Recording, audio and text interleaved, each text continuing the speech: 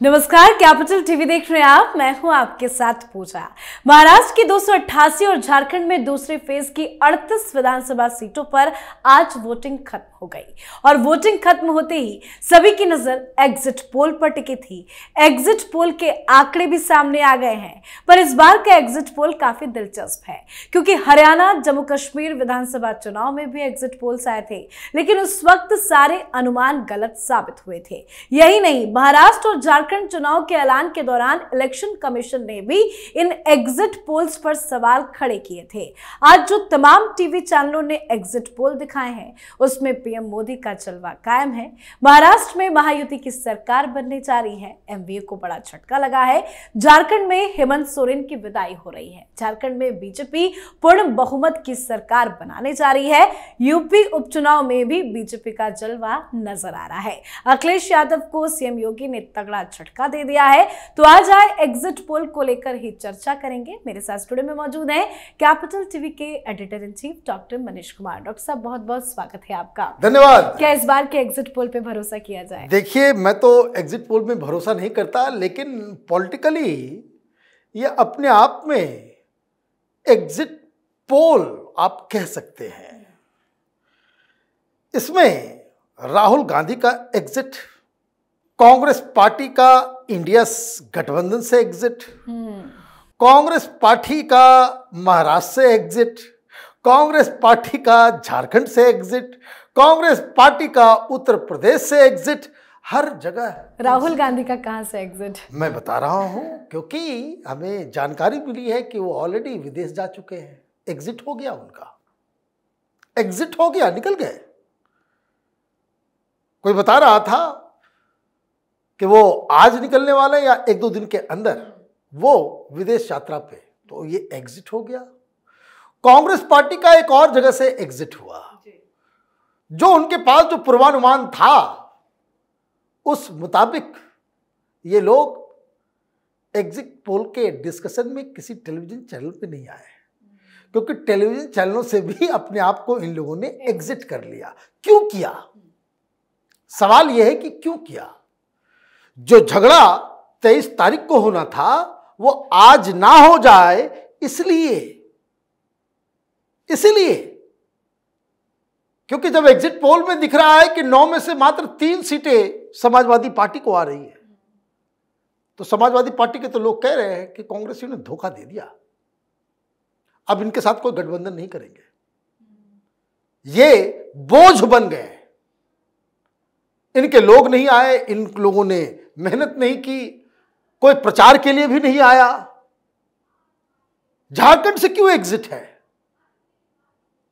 झारखंड मुक्ति मोर्चा के लोग कह रहे हैं कि भाई कहीं भी चुनाव में आपने एक साथ कोई रैली हुई, आप जेएमएम को अछूत समझ रहे थे? इतना इंपॉर्टेंट चुनाव है। सुक्खू जी प्रचार किए क्या? रेवंत रेड्डी आए क्या? इसके 3 चीफ मिनिस्टर हैं।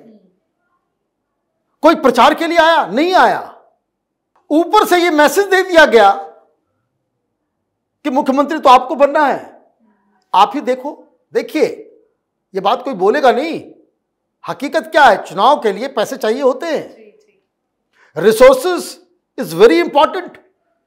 वहां कांग्रेस के उम्मीदवार झारखंड मुक्ति मोर्चा से रिसोर्सेज मांग रहे हैं। ये कम बड़ा पंगा नहीं हुआ है।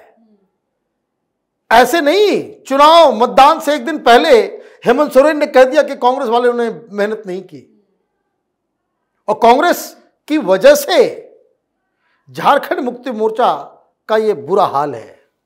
आप 30-30 सीटों के ऊपर लड़ रहे हो, हर जगह नजर आ रहा है, कहीं 3 सीट, कहीं 4 सीट, कहीं 5 सीट। ये एक्सिस माई इंडिया को छोड़ दे, क्योंकि वो लोकसभा के चुनाव के बाद पवन खेड़ा ने बहुत गालियां दी थी आज तक के ऊपर, वो रोना धोना शुरू कर दिए थे, तो वो एक इसको कह सकते हैं रिप्रोचमेंट, वहां वो झारखंड में जेएमएम कांग्रेस पार्टी को जितवा रहे हैं, वो होने नहीं जा रहा। यही हाल महाराष्ट्र का है। महाराष्ट्र में सबसे ज्यादा नुकसान कहां पे हो रहा है? कांग्रेस पार्टी को। और भारतीय जनता पार्टी को सबसे ज्यादा फायदा कहां हो रहा है? विदर्भ के अंदर। तो उद्धव ठाकरे भी तो यही कह रहे हैं कि भाई आपके लोग आए नहीं प्रचार प्रसार के लिए। भाई कर्नाटक से सटा हुआ है बॉर्डर महाराष्ट्र का, तेलंगाना से बॉर्डर सटा हुआ है, आपने पूरी ताकत क्यों नहीं लगाई? आपका पूरा का पूरा लीडरशिप वो वायनाड में बैठा हुआ, वायनाड में एक सीट के लिए आपने पूरी ताकत लगा दी, सारा संगठन, सारा रिसोर्सेज वहां जाकर के आप वहां पे समय बर्बाद कर रहे थे, और महाराष्ट्र में आपने अकेला छोड़ दिया। तो शिवसेना के प्रवक्ता कह रहे हैं कि भाई आप लोग जैसे दुश्मन हो, क्योंकि मुंबई के अंदर बहुत नुकसान हो रहा है। ये जो समाजवादी पार्टी ने भी अपने अपने उम्मीदवार जो खड़े कर दिए, किसका नुकसान हो रहा है? समाजवादी पार्टी को कोई वोट करेगा वो बीजेपी का वोटर तो होगा नहीं, ये तो एमवीए का ही वोटर होगा जो समाजवादी। और ये लोग अच्छे खासी संख्या में ये लोग चुनाव लड़ रहे हैं, कई सारे सीटों में जहां पे एमआईएम चुनाव लड़ रही है वहां पे मुसलमानों ने एमआईएम की तरफ वोट कर दिया। तो कहने का मतलब ये है कि ये जो एग्जिट पोल है ये कांग्रेस के लिए एग्जिट लेकर के आया है। ये इस एग्जिट पोल का एक निष्कर्ष है।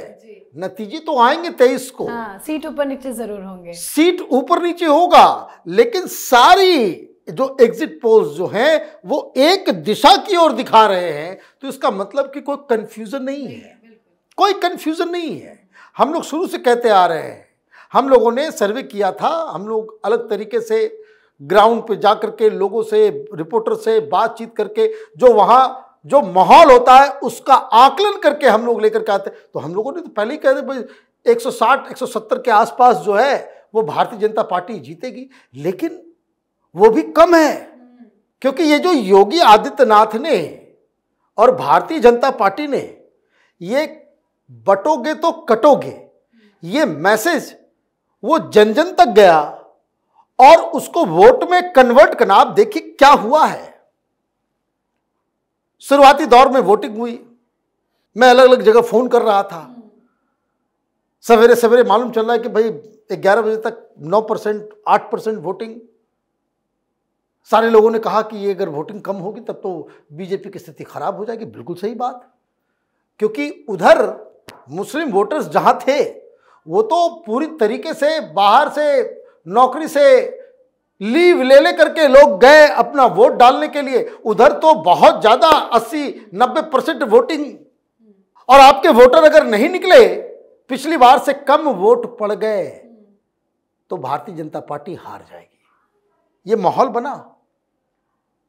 लेकिन मैं बार बार कहता हूं, जमीन पे जो संगठन मजबूत होगा, क्या आपको मालूम है ये पूरा इलेक्शन पलटा है 3 बजे के बाद।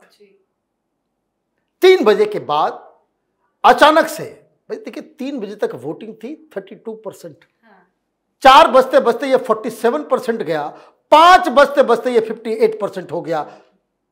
ये असर है किसका? बटोगे तो कटोगे। संघ, आरएसएस के कार्यकर्ता, भारतीय जनता पार्टी के कार्यकर्ता घर जा जा करके लोगों को खींच खींच के निकाल के भाई कि अनर्थ हो जाएगा, ये मत सोचो कि भाई चुनाव जीत रहे हैं। पिछली बार लोकसभा में यही महाराष्ट्र के अंदर हुआ कि भाई तो बीजेपी जीत रही है, मोदी जीत रही है, क्या वोट करने जाए, क्या वोट करने जाए, लोग दूसरे काम में लगे। तो ये ऐन मौके पे ये जो अचानक से जो, और बहुत सारे लोग जो एग्जिट पोल के अंदर, आप ये समझिए जो मैं कह रहा हूं कि क्यों 170 से ऊपर जाएगा, क्योंकि एग्जिट पोल के अंदर जो आंकड़े आए, भाई आंकड़े आएंगे उसको आप थोड़ा सा एनालिसिस कीजिएगा, उसको एनालाइज करने में टाइम लगेगा। तो जो आंकड़े एग्जिट पोल वाले के पास आए वो 3 बजे तक के ही थे। ये जो भीड़ उमड़ी है, हिंदू वोटर जो बाहर निकले हैं, लास्ट के 2-2.5 घंटों में जो वोट पड़ा है वो रिफ्लेक्ट नहीं हो रहा है एग्जिट पोल के अंदर, आप समझिए। और झारखंड की बात जहां तक है, झारखंड में तो पहले से ही माहौल बना हुआ है, पहले से ही माहौल बना हुआ है। जिन लोगों को लगता है कि बहुत, जैसे एक्सिस माई इंडिया जो है, उन लोगों ने जो कह दिया कि 45% जो है वोट जो है जेएमएम को जा रहा है, भाई वो बिल्कुल वो अलग कहानी है। Jharkhand is no more a tribal state. घुसपैठियों की वजह से, धर्मांतरण की वजह से वो ऑलरेडी वो स्टेट में 26%, 27% ट्राइबल्स बचे हुए हैं। और उसमें भी जो कल्हान इलाका जो है, जो घाटशिला, जमशेदपुर, चाकुलिया, ये जो इलाका जो उधर का है, वहां भारतीय जनता पार्टी जहां बिल्कुल नगण्य होती थी, चंपे सोरेन की वजह से वहां मजबूती आई है। तो ये तो वन साइडेड गेम। और ये कांग्रेस पार्टी जो एग्जिट कर रही है हर जगह से, वो इसलिए कि कांग्रेस पार्टी को अब ये समझ में आ गया कि एक तो हम सैक्रिफाइस करते हैं, इंडी गठबंधन को बचाने के चक्कर में हम अपने सीटों को, अपने ऑर्गेनाइजेशन को, अपने नेताओं को नाराज करते हैं, और रिजल्ट जब आता है तो ऊपर से हमें क्रिटिसिज्म भी झेलना पड़ता है। तो क्या किया जाए, क्या संगठन को मजबूत किया जाए, इसका सीधा सीधा इंपैक्ट दिल्ली में पड़ेगा, जहां दिल्ली में कांग्रेस पार्टी पूरी ताकत झोंकेगी। अगर अकल होगा तो कि you have to rebuild your organisation. आपको अपने संगठन, अपने पैरों पे खड़े होने की कला जब तक नहीं आएगी, आप मोदी को हराने के चक्कर में अपने हाथ पैर काटते रहोगे तो आप अपंग बन जाओगे। यही कांग्रेस पार्टी की सबसे बड़ी समस्या है। तो ये सारी चीजें हो गई। राहुल गांधी 3-4 दिन के बाद फिर नॉर्मल हो जाएंगे। वो चले गए विदेश जाकर के अपना थोड़ा सा जो है रिलैक्स होंगे, फिर वापस आएंगे। फिर 23 तारीख को रिजल्ट आएगा, फिर देखिए फिर वही कहानी। 25 तारीख से पार्लियामेंट शुरू है।